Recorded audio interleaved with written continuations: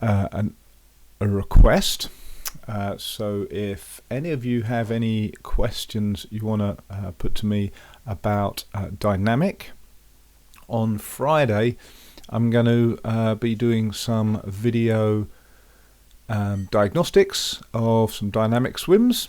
So if you've got any questions, message me and I'll put them into the live stream. Tonight we have got some yoga practice with Marco, which is I'm looking forward to. And so before we go any further, I'd like to just give you a little bit of background about yoga and how it kind of fits in with training. So yoga is awesome. It's stretching with mindfulness. That's the way I see it. Purposeful mindfulness, stretching. And it's all about awareness of your body and awareness of the postures and what you're asking your body to do. So it's just awesome. Now, some people ask me, quite a few people ask me, especially after they've done the foundation course, what's the best yoga to do? And I always answer exactly the same answer, which is the one that you can get to, the one that you're most likely to train at, so the one nearest your house. You've got to have a connection with a teacher. It's quite a personal experience, so if you don't have a personal connection with a teacher, you're not going to get as much out of it as you could. And for me, that's quite an important kind of thing to bear in mind. I am quite a yoga snob, maybe, if I go down that route. And yoga means one, complete. So mind, body, spirit. So for me, if it's a half-hour session at the local gym or something at the local, I don't know, sports centre, it doesn't kind of fulfill the mind, body, spirit requirement for be yoga. It's still good. It's still kind of a yoga-ish session. It could be stretching, could be mindfulness. It could be good, right? But it doesn't fulfill my idea of what yoga is. Yoga is a complete system, so it will work you if you keep going through the entire body, mind, body. And so it'll include breathing. So some people say, oh, pranayama, I'm studying pranayama. You can't study pranayama. Because pranayama is part of yoga. I mean, you can study it, but it's kind of doesn't make sense to talk about it on its own. That is one part of yoga. And especially within freediving, people try to use pranayamic techniques or teach pranayamic techniques, and without the rest of the yoga around it, it doesn't kind of doesn't sit right with me. It doesn't kind of make sense. So pick your yoga studio carefully, but make sure it's one that you enjoy and you're going to go to. Apart from that, it doesn't really matter which yoga system you do, as long as the person you're doing it with is responsible, and they're going to take you through the complete range of what's available. I followed MT and MS Solomon. So MT Solomon used to work with Aaron Solomon when I first started diving, and so anybody who's into freediving will know Aaron's name. And they met up while doing Ashtanga yoga in Mysore in northern India, and they were doing Ashtanga yoga. So that's just where I started from, and then I started studying under MT's sister, who just happened. So there's a weird story. I'll give you a story. Why not? So when I first started freediving, I was Andy and I went to Paxos, so the Greek island of Paxos, to meet up with this guy called Aaron Solomon. And at the time, it was just a guy. So this was 1999 or 2000, maybe a bit earlier than that. And there was just one guy that kind of people started pointing to when I started investigating. And it was just this guy who happened to be in Paxos. And we went on the off season, so we flew to the mainland, had to stay there for a few hours, and then fly to the next place, and then get a ferry, and it took us a long time to get to Paxos. And we studied with this crazy guy called Aaron Solomon, and he is crazy. And I'll tell him to his face. I just paused there because I'm like, will I? Yeah, maybe not. If you know anything about Aaron, no, I would. He's crazy. He's a genius, absolute genius. And he was living on Paxos and teaching. And Andy and I got there, and he said, okay, 5 mil wetsuit in the sea, take your weight belt off, 20 metre dive, and the duck dive better be perfect. And we're like, okay. So we kind of did it. It took us a couple of tries, but we did it. Maybe the 10 metre dive, but the duck dive had to be perfect. And he said, good, because if you couldn't do that, we'd just go home. I'm not going to teach you unless you can do that. And we're like, okay, that's a bit harsh, but it's true. Things like duck dives, a good duck dive, you can learn yourself and practice. It's quite an easy thing to kind of repeat. We did a week's sessions with him and with MT, doing yoga in the morning with her and training with him, and then theory in the evening. It was absolutely amazing. It wasn't until a couple of years later that I realised who Aaron Solomon was and what an amazing opportunity it was for us to have with him. So I think we were there for just over a week, or maybe 10 days. And I was like, right, I've got to do this. How can I learn this yoga? Where on earth can I do yoga like the same as this? And MT said, well, my sister lives in England, and she teaches Ashtanga yoga. Okay, right, well, let's seek her out. I'm ready to go anywhere in England. And whereabouts? London. I went, oh, that narrows it down. That's good. That narrows it down. In Kingston. Do you know Kingston? I went, yes, I know Kingston. Do you want to be a little bit more specific? She said, oh, near Teddington. I'm like, yeah, right. That's literally 5 minutes cycle away from my house. So luck would have it that I trained with MS Ashtanga yoga, and they followed a guy called David Swenson. Now, David Swenson is the guy, if you've done the foundation course, that I use to voice over the relaxation exercises, and he's got an amazing DVD that I would suggest all of you get. I'm not going to, but I would, called Yoga Short Forms, the practice. Now, he put that out a few years ago, and it's fantastic. It's got quite a lot of different exercise short forms on it, so starting from maybe 15 minutes going up to 30 minutes. Unfortunately, just before this, I went on to try and find it on Amazon, and I found it, but it's for £49. So maybe you can find it somewhere else a little bit cheaper. Here, Ashtanga.net. I've got it for $5, so it is available, down from $30. Whew. That was quite scary to see it up for 50 quid. Okay, so David Swenson, I really suggest if you can get hold of that DVD. It's a fantastic DVD, and he really takes you through different levels on the different sun salutations A and B, particularly, but some of the other more complicated exercises. Beautiful DVD. I suggest you go and get it. If you want to get a little bit deeper into yoga, there's some fantastic books out there. So Light on Yoga by Iyengar. It is the foremost book on yoga. It's just everything you'd ever want to know about yoga in one book. Guy's a genius. Maybe not a genius. Maybe he's just worked hard for pretty much his entire life to work it out, and he pays tribute to the old style yogis.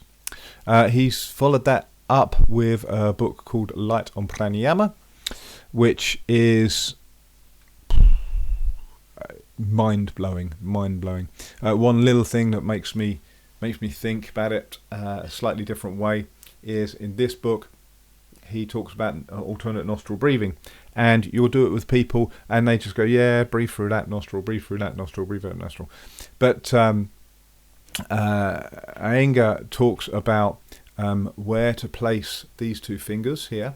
So this is on a pressure point, and then we bring these two fingers together with the thumb, okay, and you have to separate these knuckles, okay, so that the fingerprint of the thumb is the same as the fingerprint of those, and it takes several months to perfect this before you can actually start using it as an alternate nostril exercise. So that's the kind of level you're working at with that book, that it will take you several months to master the hand position before you can actually start doing alternate nostril breathing. It's pretty impressive stuff. Okay, so we'll go on now to a little bit more depth about yoga. So from my perception of yoga, this is my perception of yoga. So I've said it's awesome because it's awareness about yourself and your body, and how to about your body and how you're moving, okay, with really specific postures, which are all changeable to suit people's level, ability, or injuries, okay. It's all, with a good instructor, really kind of variable, but there's really specific postures which challenge you, and of course there is a failure side to it, being one of the 10 key points, but they're very specific to challenge you in a certain way. And so amazing for me. The point of yoga is kind of lost by just more yoga. So I like applying yoga, and MS she did a couple of freedive sessions with me, and she just turned around and said, well, you're doing yoga in the water. It's exactly the same. What you're doing is yoga in the water. So mindfulness with challenge, and being totally aware of your body and its movement. So that was a massive accolade yeah, for me when she said that. So thank you very much, MS, MT, and Aaron Solomon. Okay, so without further ado, we're going to rock on with a video that Marco's put together, and well, let's see what you think of it.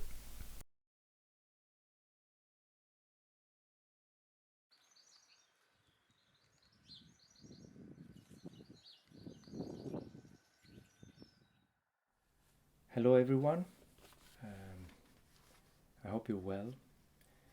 Today we're going to talk about pranayama and the connection and how you can use pranayama for freediving training. Pranayama, for the ones that don't know, is the yoga of breath, is one of the essential practices of yoga. Pranayama itself means control of the breath or control of the vital energy. There are many meanings for it. Look it up, and it's so interesting. So today I would like to focus on one of the most common pranayama exercises, which is the uddiyana bandha. I am pretty sure you have seen many videos where freedivers practice uddiyana bandha, sometimes to practice diaphragmatic empowerment, sometimes body awareness, sometimes to prepare for meditation, sometimes to prepare for breath holds. It has so many positive effects, the uddiyana bandha, and actually I'm going to read those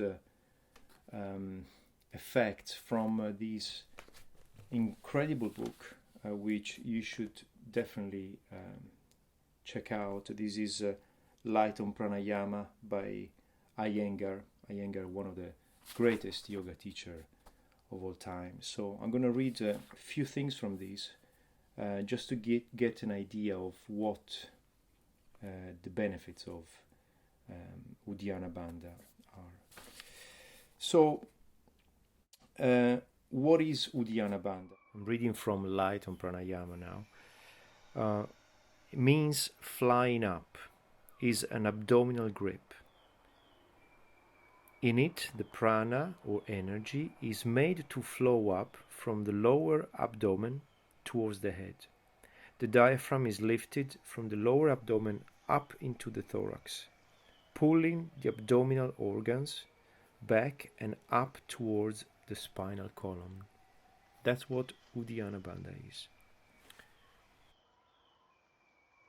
It is said that through Uddiyana Bandha, the great bird prana is forced to fly up through the Susumna Nadi, the main channel for the flow of nervous energy, which is situated inside the spinal column.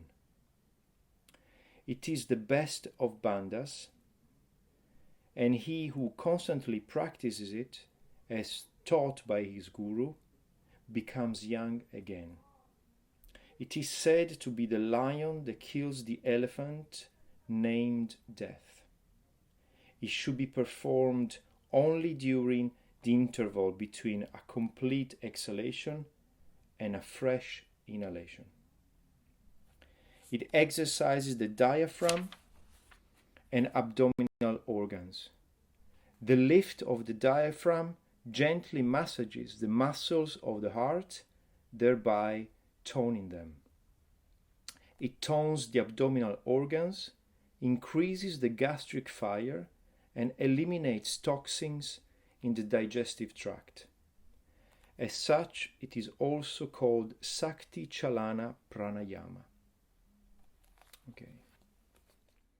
In standing position, you spread the legs about a foot apart and you bend forward and grip the middle of the thighs with your hands. Then you inhale deeply and then exhale quickly so that the air is expelled from the lungs in a rush. You hold the breath without inhalation. You pull the whole abdominal region back towards the spine and lift it upwards. You hold the grip as long as you can. You take it easy, between 10 and 15 seconds. Don't try to hold it beyond your endurance. But gradually, as you practice, you increase the time and it becomes comfortable. First, you relax the abdominal muscles without moving the chin and the head. Then you allow the abdomen to return to its normal position. Then you inhale again slowly. You take a few breaths back and then you repeat the cycle.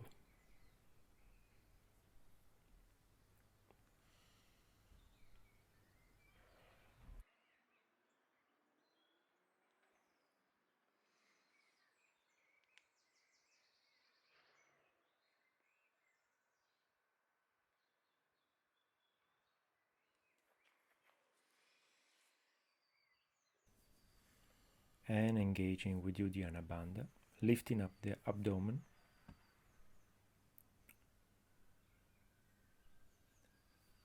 And then gently releasing before giving a full breath from the deepest part of the diaphragm into the thorax up to the clavicula. Gentle retention of the breath. And then slowly again exhaling very gently, exhaling as much as I can before I engage again with the Uddiyana Bandha. You can notice the back remains straight.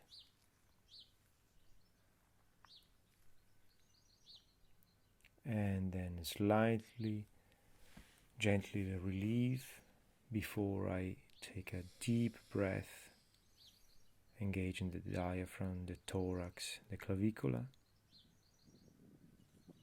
enjoying that full lungs, breath retention, before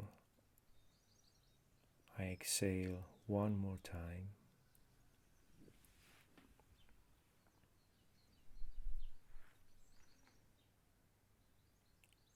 Gently and controlled, back into the Uddiyana bandha. Every time I have the feeling that I can go deeper, and I release before I take this last full breath from the diaphragm, the thorax, up to the clavicula, very gently, enjoying this breath retention, and before I release.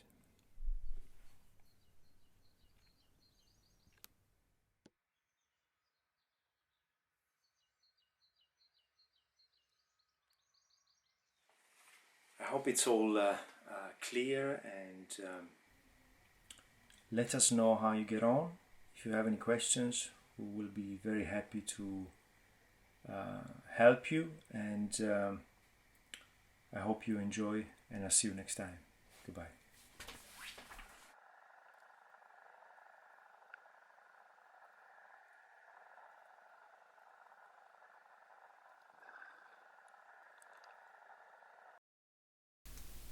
Fantastic. I think that end shot's a little bit unfair, Marco. A little bit unfair. Just make us think of places we can't be at the moment.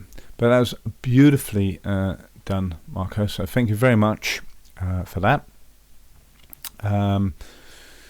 Any questions you want to put to Marco about it? Absolutely. Just put them in the messages when this goes up online, and we'll pass it through to Marco.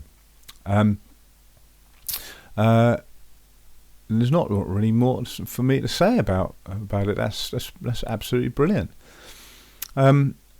Just a quick note for those people looking towards the summer. I personally, again, that's totally personally, think that lockdown's going to last until the end of May.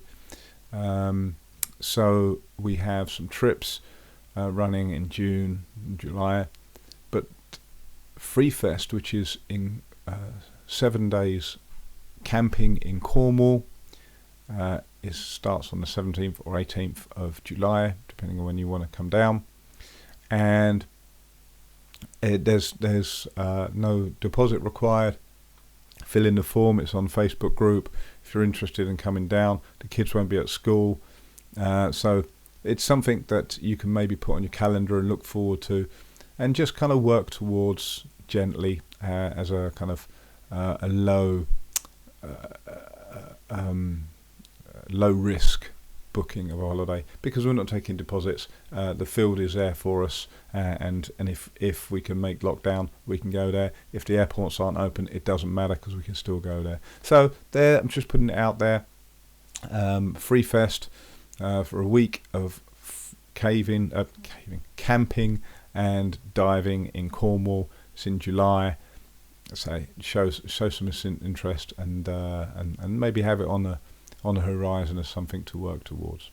So once again, thank you very much, Marco, for that video, and hopefully see you guys all tomorrow, same time, same place. Cheers. Bye.